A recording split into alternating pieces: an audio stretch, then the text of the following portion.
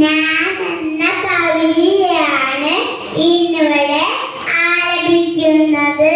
പല പല നാളുകൾ ഞാനൊരു പുഴുവായി പവിഴ കൂട്ടിലുറങ്ങി.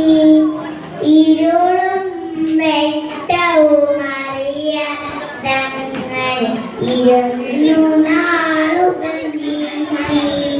അരളി ചെടിയുടെ ഇലത്തന്നടിയിൽ അരുമഞ്ഞിനി പോലെ വീശും കാറ്റത്തിളകി തുള്ളി വീഴാതങ്ങളെ നിന്നു.